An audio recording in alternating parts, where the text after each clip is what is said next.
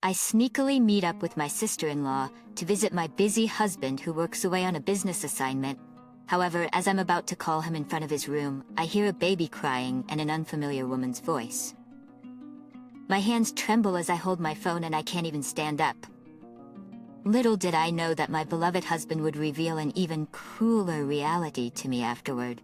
My name is Adele, 31 years old. I'm about to celebrate our third wedding anniversary with my husband, Jeff. He has been working away on a business assignment for the past year, and we are currently living apart. When we received the transfer notice, I was fully prepared to go with him. I thought we could find jobs locally, and we didn't have any children yet.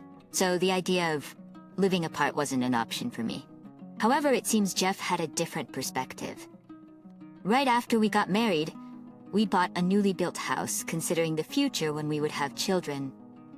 The assignment is expected to last about 3 years, and selling the house would be a waste. In that case, I decided to stay here and work to save money for the future as a dual-income couple. When Jeff proposed the idea of working away, I was honestly surprised. However, his reasoning made sense. Reluctantly, I agreed with Jeff's plan, and we decided to live separately. The business assignment location is about a 2-hour train ride away. In the beginning, Jeff made an effort to come back home every 2 weeks and kept in frequent contact to ensure I wouldn't feel lonely. However, recently it seems he has been given a major project and has become too busy to keep in touch. He hasn't returned home in the past few months. I started to worry about whether he's taking care of himself, getting enough rest, and eating properly. Looking at the calendar, there's a long weekend coming up. Even if he can't come home, Jeff should be at his place. So I thought of going there once and contacted Jeff. Soon after, he called me back. You seem busy lately, don't you? It seems like you've been working on weekends too. Are you okay? Sorry, I'm really busy. Even when I come home, I'm still working and I haven't been getting much sleep. As I mentioned that I wanted to come there since I was worried, and I even mentioned it on message, Jeff seemed a bit flustered and refused. No, it's fine. Things will settle down soon, and since there's nothing for me here, I'll come back. I was a bit concerned about Jeff's reaction, but he's working hard for the sake of our family. I didn't want to trouble him by insisting too much, so I said, "Okay, then I'll wait for you to come back." When I said that, Jeff also seemed relieved and let out a sigh. I really miss you, Adele, but I can endure it because you're there. Once work calms down, I'll come back and we can take our time together. So please wait for me. Even amidst his busy schedule, Jeff is still thinking of me. That feeling made me happy, and I started to yearn to see him as soon as possible. It's truly lonely being alone in our house. Jeff has a younger sister named Paula. Coincidentally, Paula and I were in the same club during our university days. She was 2 years below me, but we got along well and often hung out together. However, as we both became busy with work and other commitments, we gradually drifted apart. When we reunited at our wedding announcement for the first time in a long time, we screamed with joy the moment our eyes met.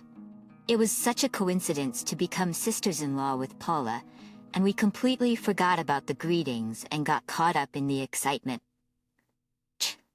Since then, Paula and I have been getting along like real sisters.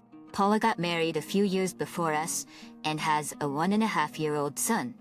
To prevent me from feeling lonely after Jeff started his business assignment, Paula often visited with her nephew to play. Just having my sister-in-law and nephew around eased my feelings of loneliness. They were truly a blessing. Is my brother still busy? It seems that Paula is also worried because Jeff hardly comes back home. I share the same feelings as Paula, but Jeff is doing his best. So I find it difficult to ask him to come home more often, and I vented my frustrations to Paula. Adele, you're too kind. I couldn't bear it if I were in your shoes. Paula pouted her cheeks in an obvious display of anger. I felt happy that Paula was getting angry on my behalf, thinking of me. Then Paula seemed to have an idea and snapped her fingers. Hey, let's secretly go to my brother's place during the upcoming long weekend. It seemed like she wanted to surprise Jeff by suddenly showing up at his place. However, I became worried if it would be too sudden and if we would inconvenience him. But Paula insists that there is no husband who would find it inconvenient for his beloved wife to come and visit. I have never been to Jeff's house in his assignment location. Whenever I express the desire to go, he avoids the topic. I remember him saying that he would be working from home during the long weekend. Moreover, going with Paula would make it a little day trip. That's right. Let's go. Paula's eyes sparkled, and she seemed even more excited than me. Perhaps she was thrilled about the opportunity to go on a little outing. Paula's suggestion made me happy as well. Just thinking about what to wear and what to cook made me nervous and excited. Before I knew it, the day had arrived. Going to Jeff's place felt like the early stages of our relationship, and I was getting butterflies. Since it was a day trip, Paula had apparently left her son at their parents' house. As we chatted, we quickly arrived at the nearest station to Jeff's assignment location. We checked the map and looked for the apartment where Jeff lived, and surprised him with our visit. And surprisingly, we arrived there quickly. Paula suggested that we should contact Jeff around this area, since he might have work, and it would be inconvenient if we showed up unannounced. I agreed and decided to call Jeff. After several attempts of trying to reach him, Jeff hurriedly answered the phone. "What's wrong?" Just as I was about to speak, there was a loud crash. Jeff probably dropped his phone. Then I heard a woman's voice and a child crying from the other end of the phone. I thought it might be a misunderstanding, but I could faintly hear the voices in the background while Jeff was talking. "Hey, someone there?" I can hear a woman's voice and a child crying. Then Jeff fell silent for a moment and said, "It's my sister. She's been here playing with my nephew since yesterday." The moment I heard that, I felt like my head was struck with a blunt object. "Jeff, do you have two sisters?" I've never heard about this before. I replied in surprise. Jeff laughed and said, "What are you talking about?" He explained that Paula was visiting. "If it's Paula, I'm with her right now standing outside your room," I said in a stunned voice, and Paula, who had been eavesdropping on the conversation, angrily knocked on Jeff's door. I could clearly hear the sound even through the phone. Jeff seemed to have quickly hung up, but I could hear the sound of a child crying through the door. After a moment of silence, the door finally opened. However, it wasn't Jeff who greeted us, but an unfamiliar woman. Is this the residence of Jeff?" The woman looked puzzled and answered, "Yes, it is." As I was about to respond, Paula stopped me. "We are Jeff's sisters. We heard that our brother lives here, so we came to visit." Then the woman's expression brightened up, and she said, "So you're his sisters?" "I'm sorry, I didn't know." She clearly stated that she was Jeff's girlfriend. Then she invited us inside as if it were her own home. The woman entered and called out Jeff's name. I hesitated to enter, but Paula took my hand and led me inside. We were led into another room where Jeff stood in a daze in the corner. And by his side there was a newborn baby lying in a crib. I apologized for the late introduction. "I didn't know you had two sisters. Why didn't you tell me?" The woman, Molly, stood next to Jeff with a calm demeanor. I couldn't fully grasp the reality and could only stare blankly at the two of them. Understanding my feelings, Paula asked them various questions. Her name was Molly, and she had been dating Jeff for a year. The baby was Jeff's child, recently born, they said, and they planned to get married on Molly's upcoming birthday in 3 months. Paula aligned her story with Molly's. "I'm sorry I hadn't heard anything from my brother." I'm sorry, I hadn't heard anything from my brother. So congratulations on your newborn baby. Upon hearing that, Molly seemed happy and said she had been distant from her own family. So she was glad to meet us while Molly was talking. Jeff had a pale face and was sweating profusely. However, from his expression, I realized that everything was true. While claiming to be busy with work, Jeff had created another family. Looking at Molly, I couldn't help but feel like this was the real family. Why would he do something so cruel? Are you okay? My brother is a busy person, right? Is he taking care of the child properly?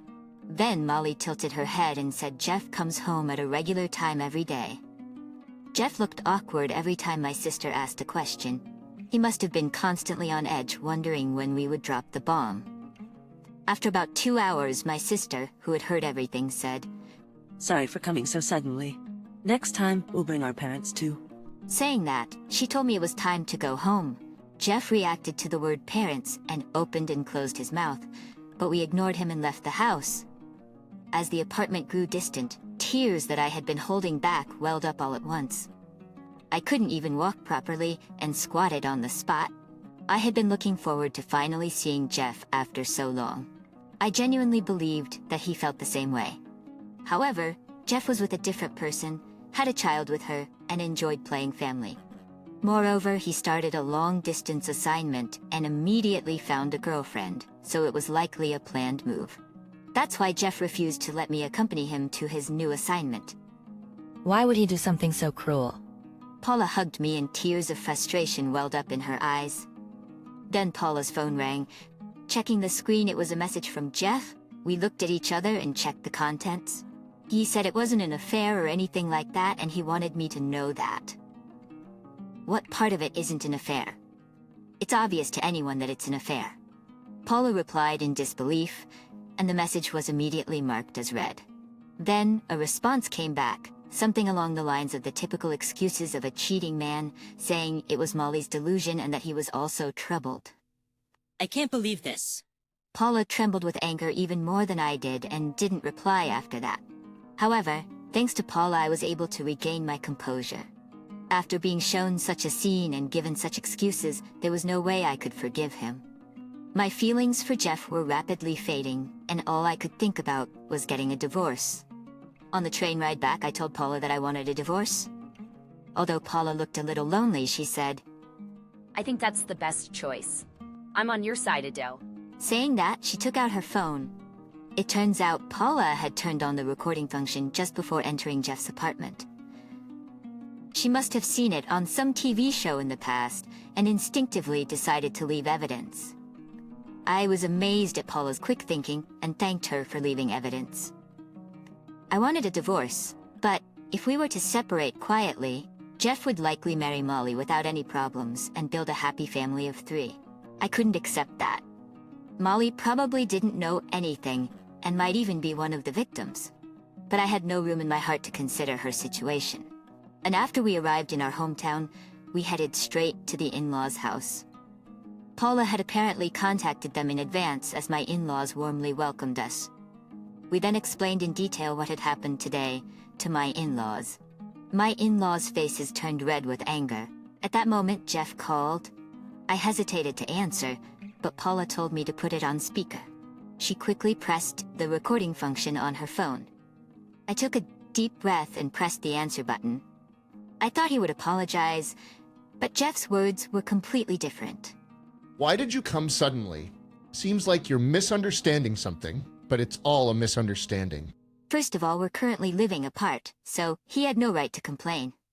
He said that his relationship with her is limited and that he intends to break up once his business trip is over. So there's no need to worry, that's Jeff's excuse. I felt a boiling rage inside me at Jeff's selfish words. First of all, I didn't understand why he considered a business trip as living apart. And he can't simply end the relationship after having a child together. So, am I supposed to pretend like nothing happened and wait for you to come back? Thinking that I had forgiven him, Jeff seemed relieved and told me to wait for him. I became tired of talking and hung up without saying anything. My mother-in-law and sister-in-law apologized to me on behalf of Jeff. How many more people does Jeff have to inconvenience before he's satisfied? I thought to myself that I would make him regret it no matter what. Give me some time to think, I said. The next day, I contacted my company and requested some time off. I thought it was an awful thing for a working adult to take time off for personal reasons. However, when I explained my situation to my boss, he kindly granted me permission. Then I hired a lawyer and started preparing to corner Jeff. With my determination set, I went to meet Jeff again. 1 month later, together with Paula and my parents-in-law, we visited Jeff's apartment. I had been referred to a private investigator by my lawyer and had them gather various information for me. While Jeff was at work, it seemed that Molly was on maternity leave and staying at home every day. She seemed completely unaware that Jeff was already married. When I heard that she was making preparations for marriage with Jeff, my heart felt heavy. She too was a victim just like me. When we arrived in front of Jeff's apartment, I hesitated to ring the doorbell. However, Paula said that if we leave it as it is, it would be better for our plan. I hesitated to ring the doorbell. However, Paula said that if we leave it as it is, Jeff will surely do the same thing again, and in my place, she pressed the doorbell. Then Molly's voice came from inside and the front door opened immediately. Oh, you've come again. Molly smiled happily when she saw us, but I felt a slight sense of guilt at that smile. Then Molly noticed my parents-in-law who were behind us. When Paula explained that they were her parents, Molly looked surprised. Nice to meet you. She bowed to my parents-in-law. However, my parents-in-law didn't return the greeting, looking puzzled. When I said that I wanted to talk, Molly seemed flustered and led us into the room. Amidst the heavy atmosphere, I looked directly into Molly's eyes and began telling her the truth. At first, Molly laughed, thinking it was some kind of joke, but she must have realized the seriousness from my expression. In the end, her face turned pale and her body trembled uncontrollably. I supported Molly, who seemed on the verge of collapsing. I'm sorry for telling you such things. I don't blame you. When I said that, Molly raised her voice while crying. She wondered why I bothered to tell her this, when I knew she had a child, and why I couldn't have kept it a secret. She said such things in a hoarse voice. It was understandable for her to feel that way. If I were in her position, I would have said the same thing. Yes, I'm truly sorry. There was nothing else I could say. Then Molly suddenly seemed to realize something. No, that's not it. I'm sorry. I was just so confused. She said that and clumsily knelt down in front of me. But everything was Jeff's fault. I've come to put an end to everything. When I said that, Molly seemed to have made a decision and started making a phone call to a certain place. After a while, I called Jeff. It had been a month since we last spoke. Jeff seemed surprised that I contacted him and answered the phone immediately. You finally reached out. That means you reconsidered the divorce, right?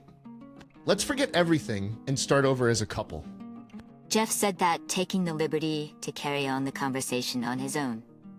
I'm in your room right now. I want to talk, so come back home quickly. I said gently, and although he was surprised to hear that I was in his room, Jeff returned home promptly. However, the moment he arrived in the room, he widened his eyes in astonishment. It was because Molly's parents, with fierce expressions, were sitting there along with my in-laws. Trembling, Jeff looked at us alternately, questioning why. Why? It's obvious, isn't it? We called everyone involved to have a discussion. After talking with me, Molly contacted her parents. Her parents' house was apparently just a few minutes away by car, and as soon as they heard the situation, they rushed over. Everyone already knows, that you've been dating Molly temporarily, and that you're a married man. And that you're a married man. When I said that, Jeff tried to explain himself to Molly's parents. It seemed that Jeff had already met her parents and told them that he was getting married with Molly. However, before Jeff could say anything, Molly's father punched him in the face. Jeff fell backward from the impact of the blow. After that, Molly's father, convinced that Jeff had deceived his daughter, continued to beat him, and no one intervened to stop him. Molly's mother cried out, accusing Jeff of being a fraud, while Molly sobbed watching the scene. It was a completely hellish scene. Perhaps realizing the hopelessness of the situation, Jeff gave up. I'm sorry. I was already married. I have no intention of being with Molly. I'm deeply sorry. He said that and shed tears. Molly and her parents couldn't hide their shock at Jeff's attitude. Molly panicked, and it seemed impossible for her to stay there any longer. We decided to postpone the discussion to another day, and Molly's parents, taking Molly and the child with them, left the room. Even after she left, Jeff continued to cry. While thinking that it should be me who wants to cry, I handed Jeff an envelope. He checked the contents in surprise. Divorce papers? Indeed, what was inside were the divorce papers and documents for seeking compensation. Do you think there's some easy way out, where we won't get divorced at this point? I said, and Jeff raised his voice asking why. But I already broke up with Molly. There's no reason for us to get divorced, right? Jeff complained about he was dissatisfied with and believed that he was doing the right thing. He argued that divorce was absurd. I cursed myself for ever falling in love with a man like him, and for my lack of judgment. Letting out a deep sigh, I said, starting over with you is not an option for me. And I also informed him that this matter had already been reported to his company. Jeff looked shocked and widened his eyes. In fact, the apartment where Jeff lived was a company-provided housing. The people at his new assignment didn't know about me, so they seemed to genuinely believe that Molly was his wife. But bringing someone he was having an affair with into the company housing for expatriates would probably be regarded as unforgivable.